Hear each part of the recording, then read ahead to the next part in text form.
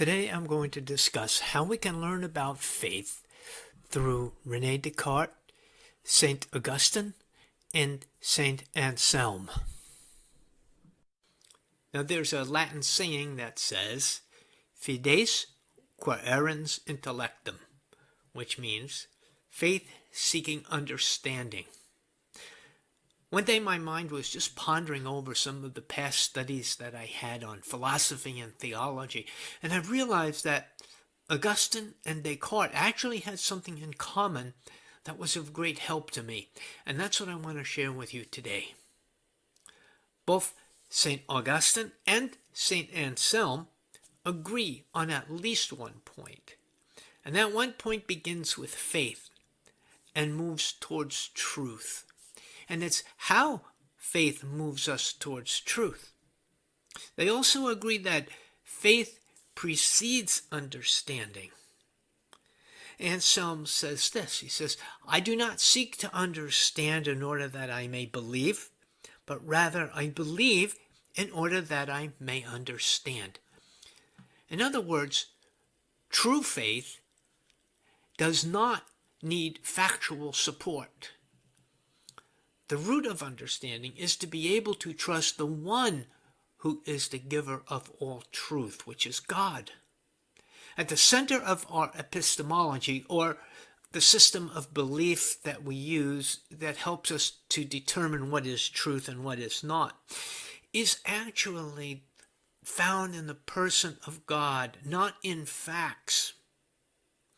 In God's kingdom, truth does not support God, but God supports truth. This means that we must first seek God, and truth will then follow. But let's face it, this doesn't sit well with modern thinking.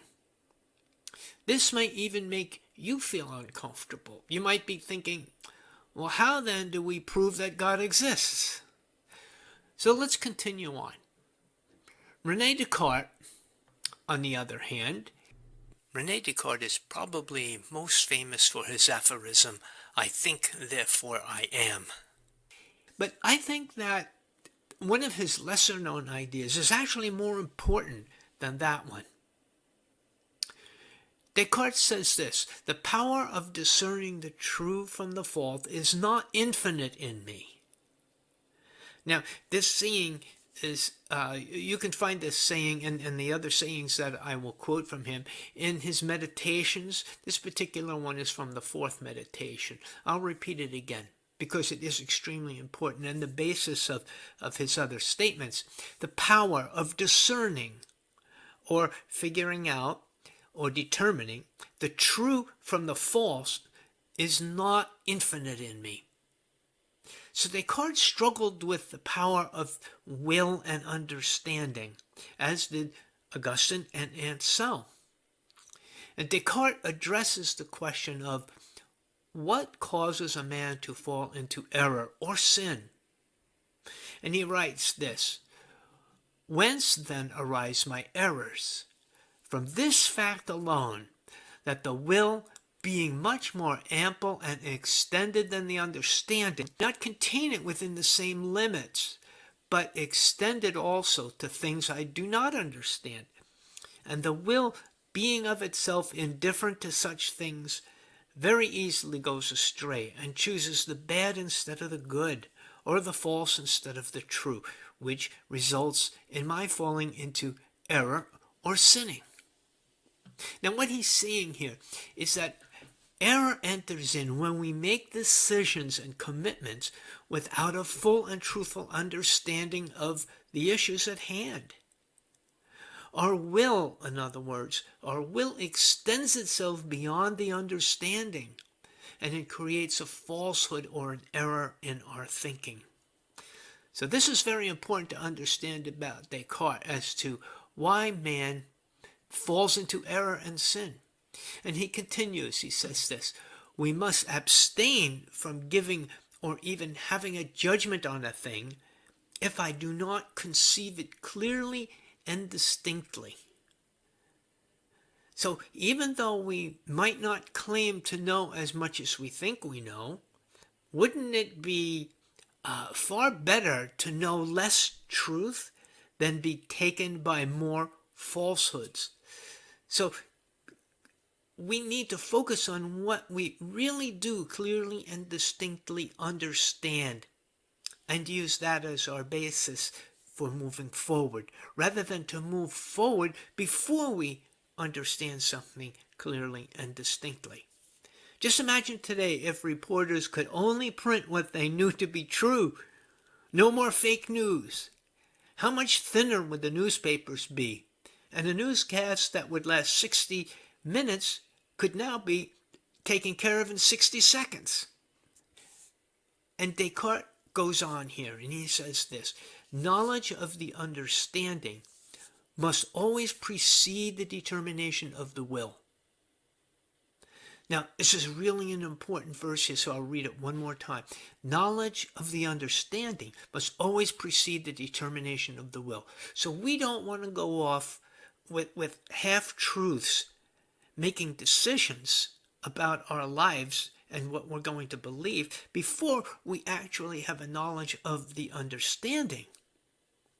Now, it's true that Augustine and Descartes are really not speaking exactly about the same thing when Descartes uses the term will and Augustine uses the term faith. But there is a synthesis of the two that can help us in our understanding and how we make our choices. According to Descartes, man freely chooses to sin in the form of error because of his misguided will that falls short of truth. If his will gets ahead of his understanding, error is bound to be produced. And Augustine and Anselm agree that faith must precede understanding if one is to get to the truth. So we can learn by putting these two ideas together. Descartes says understanding before the will, which means understanding should precede the will in order to guide us into truth. Augustine says that faith should precede the understanding, which will guide us into truth. We don't want to lay any truth claims to something that we don't fully understand. And we can't understand anything fully until we understand it through faith. So this is the synthesis between Descartes and Augustine. And let me just read my summary there once more. We don't want to lay any truth claims to something that we don't fully understand, and we can't understand anything fully until we understand it through faith. So faith is the source of our understanding, and understanding is the source of our will in truth. Today, it's not uncommon to find many skipping at least one step here in this process. Some go directly to decisions and belief even before they fully understand the information. And some believe they have the truth even before they have the faith to guide them into their understanding. There are countless arguments between denominations about things like baptism, predestination, and the essence of God. Each one is claiming to have the only truth which has been handed down by their founder of their denomination.